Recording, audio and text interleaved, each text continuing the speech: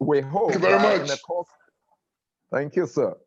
We hope that in the course of this discussion, we'll benefit from your experience as an administrator, a policymaker within the sector, and as someone who, in the last 3 weeks, have been championing finding a way forward post-COVID, particularly as it concerns the whole creative sector, within which the theater that we're about to talk about today is part of. Once again, welcome. For all our brothers from South Africa, Egypt, all across Africa, we are honored to have you. And we believe that at the end of this, we would have all shared, not only shared our own respective experiences, but we will be able to draw from each other's experience and see how we can harmonize this towards creating a theater industry village across Africa. Because the truth is, today, the whole world has changed. And the theater industry is no exception. Today, we must begin to look at new ways of doing things, particularly for those of us who operate within the theater space. The reason being, our industry is driven by being in close proximity to each other, whether in rehearsals or in performance. Our industry is based on gathering people, because that is the only way that any performance or presentation is considered to have been successful. The ability to draw a large crowd over time. Today, we have now discovered that with COVID-19, most of these things can no longer happen. However, we cannot continue to dwell on the problems, as it were. We must begin to look at the positives. What are the lessons that we have learned in trying to navigate the problems presented by this pandemic? What are the lessons and how do we begin to implement these lessons?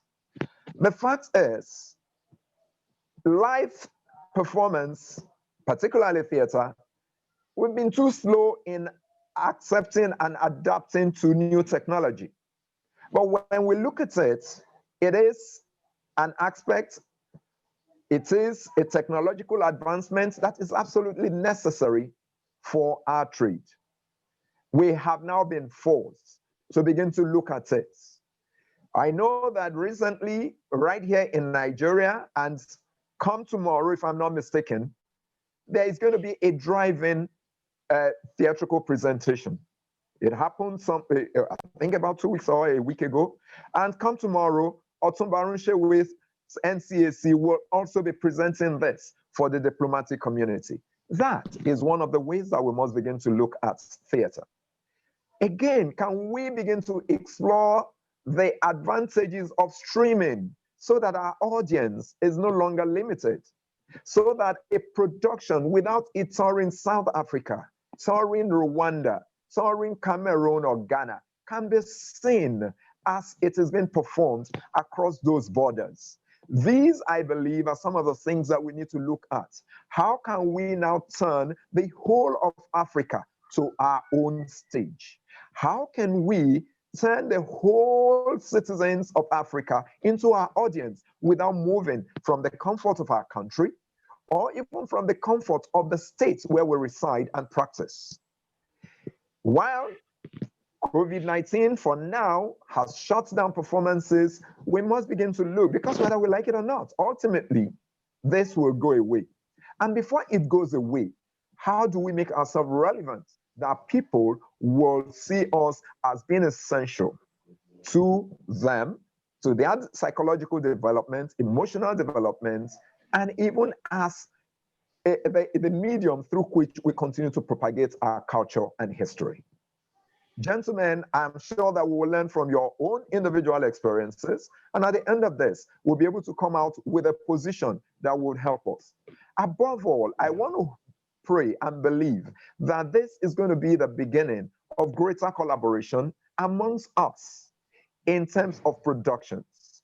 In Nigeria, we will be willing to host you doing your presentation in South Africa, in Tunisia, in Gambia, wherever you are, if you link up with us, this way, we will not only grow our audience, but we'll continue to practice our craft and our trade, and we'll continue to earn a living.